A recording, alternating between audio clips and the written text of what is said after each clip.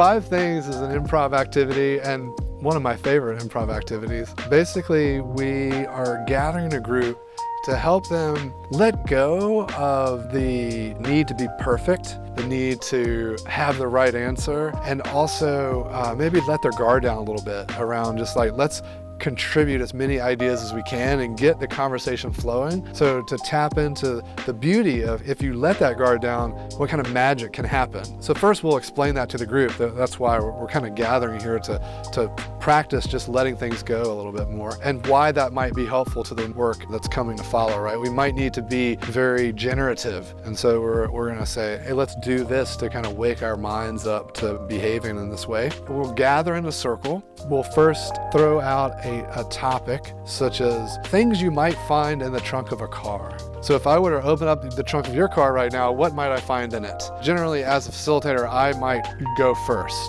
and then I'll turn to the person next to me and we'll go around in a circle. After each thing that is said, we're gonna say 5 things that we find in the trunk of a car, but it could be 5 things attached to a lawnmower, or it could be 5 things that a teacher might bring to class, or you can even get more tied to your purpose by saying 5 things we might find in a data center. We'll start it off as a facilitator just so that we can help get the juices going. We always clap after everything someone says, so that the group in unison claps, and we'll count up. So 1 after the first thing, 2 after the second thing, all the way up to 5, and then after the 5th clap, we say 5 things. So it's 1, 2, 3, 4, 5 things, and then we move on to the next person. So if I might say stuff that's in the trunk of my car, I might say duct tape, trash bags, shoes, fingernail clippers, and a bandana. I don't know, that was just off the top of my head. And then you'll notice themes maybe emerge to the room, and that helps people, they hang on to those little themes to build on top of, which also